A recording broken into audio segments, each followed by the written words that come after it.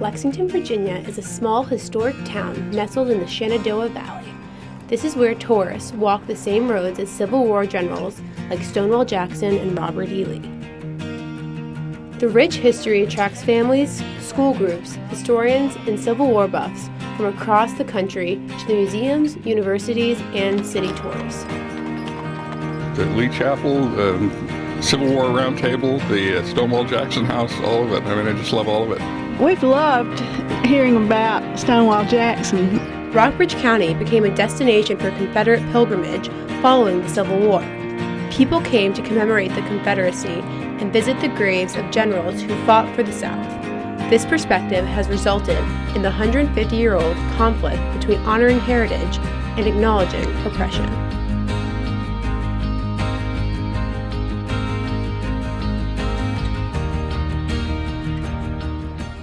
The Lexington Carriage Tour is a fun and interactive way to explore the quaint city of Lexington. The tour begins by the Lexington Visitor Center and takes tourists through the streets of the town where Robert E. Lee and Stonewall Jackson are honored.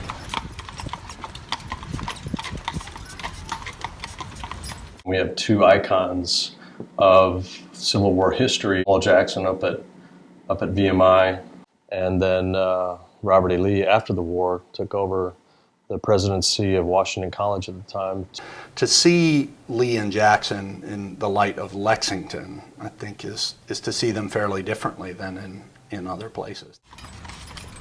From afar, you can spot the VMI barracks, where Stonewall Jackson taught for 10 years. His house on Washington Street has been turned into a museum honoring his legacy as an educator, gardener, and family man. He is buried in the Stonewall Jackson Memorial Cemetery, where Confederate flags can be found scattered across his grave by tourists and admirers. It faces south, he said, never turn his back on his beloved South.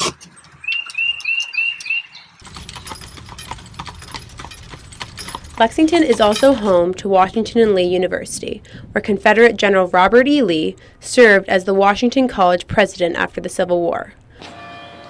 On campus is Lee Chapel, a gathering place for the university as well as a museum open to the public.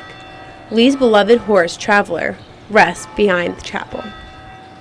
So one of my earliest memories of Washington and Lee is that when I was a kid, there was a fully articulated skeleton of Traveler in a glass cage in the museum in Lee Chapel. So it was something that kids did on Sunday afternoon in a boring little town, as you went to see this cool horse skeleton that was assembled, and you could stand there and gawk at it as long as you wanted to. The Lee Chapel and Museum is a must-see spot for tourists, regardless of differing interpretations of Confederate history. It's nice to have tradition in history, so. But controversy exists surrounding the commemoration of the town's Civil War history. The Confederate flag has sparked a huge argument about rights to fly and display it in Lexington. Some argue that it's offensive and racist, while others claim they fly it to honor their heritage. There's been real anger about Lexington, and there's been this sudden proliferation of Confederate flags on private property that are flying in Lexington and in places about the county.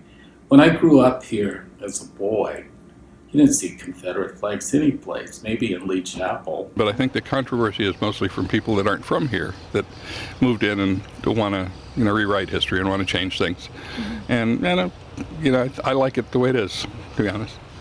I hate controversy. I like when people are passionate about things and they feel strongly, but then when they cross that line and they start being mean or being judgmental and discounting other people's beliefs, it becomes very uncomfortable. Many people find the flag offensive, so Lexington took action to resolve these issues.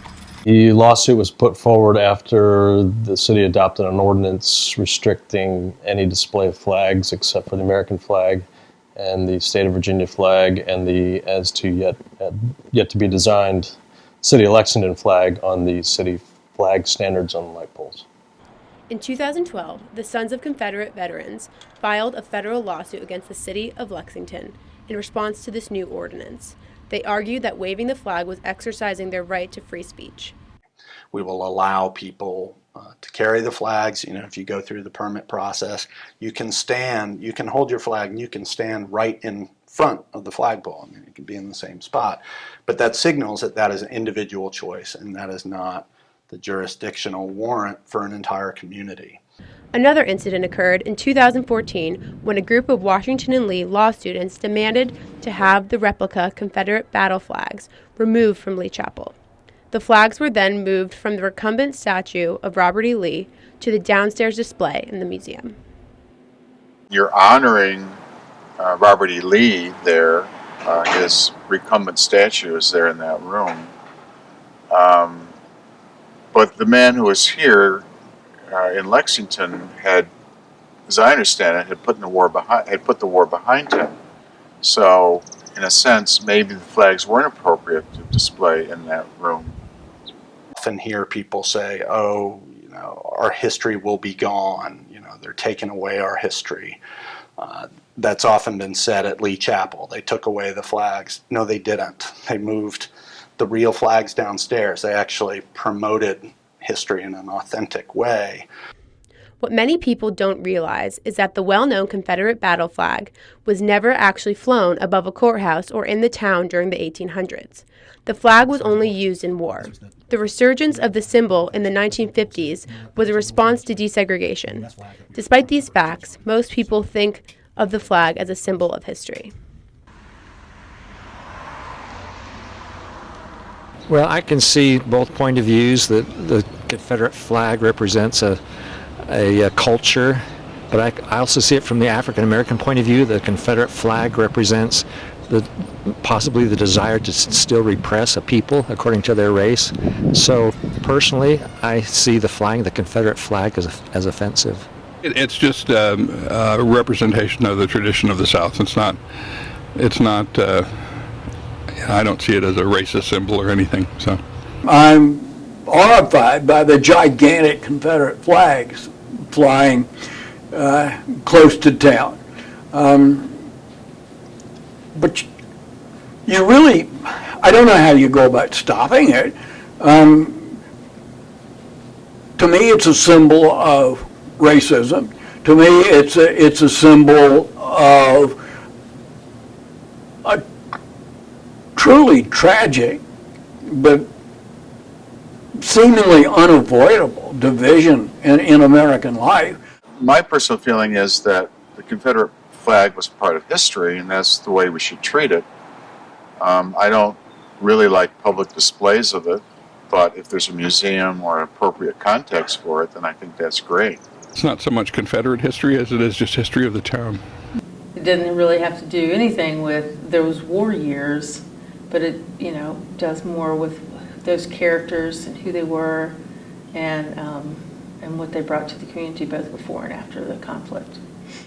In January, Lee Jackson Day is celebrated in Lexington within days of Martin Luther King Jr. Day. Confederate groups from all over the country travel to Lexington to flood the streets and museums and celebrate its history. On one hand, this event brings in tourists to celebrate Confederate history, but by the same token, strong support for the Confederacy makes many people uncomfortable. Having dozens of people standing on sidewalks and waving flags is not good for Lexington or Lexington's people. Lexington's reputation. I support the flaggers' First Amendment rights to express their beliefs and opinions, and that's what this country was built on. And I think it's just Southern tradition, and it doesn't bother me. Most folks, I think see Lexington as a lovely little town. Beautiful architecture, lots of great history, friendly folks. But if they're here on a weekend when there are folks who are out, expressing their views about the flag or any other things, it makes people uncomfortable. And that's the last thing we want for our visitors to be uncomfortable. Denying history is almost certainly a mistake.